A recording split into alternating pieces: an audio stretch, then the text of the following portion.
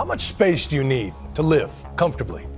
2,000 square feet is the norm across much of America, but how about 200 square feet? Pod living is the way to go, Christy.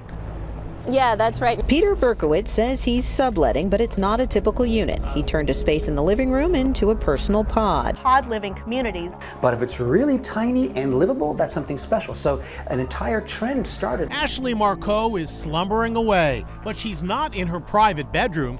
She's renting a pod with a whole bunch of strangers. What we're trying to do is housing in the cloud, like mobile housing, but not mobile housing like RVs. Mobile housing is you can have a home anywhere. There's no privacy allowed. I see you, you see me. He says sleeping in a bunk with no privacy is no problem. Hey guys, welcome to my pod. Check out this hallway of 2-storied pods. Each pod was marked with a number. Storage spaces are tucked under floors.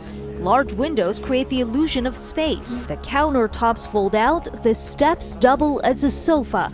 The bathtub is part of the living room. Because bunk beds are for kids, pods are for adults, coexist without privacy in these redesigned bunk beds that we called pods.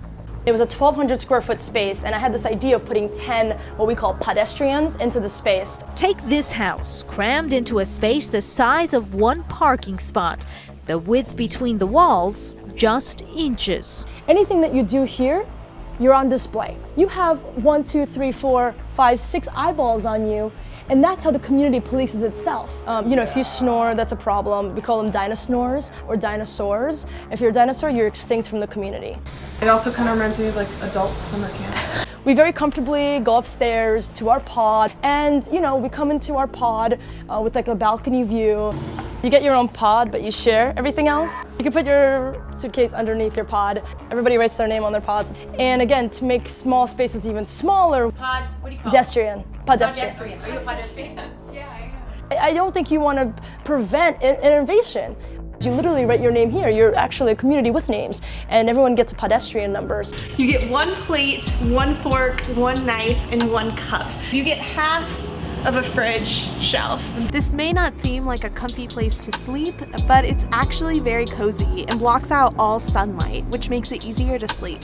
I hope you enjoyed this tour of the pod, and let me know if you would move into a pod. Would you stay here for 8 months or longer, or would you consider it?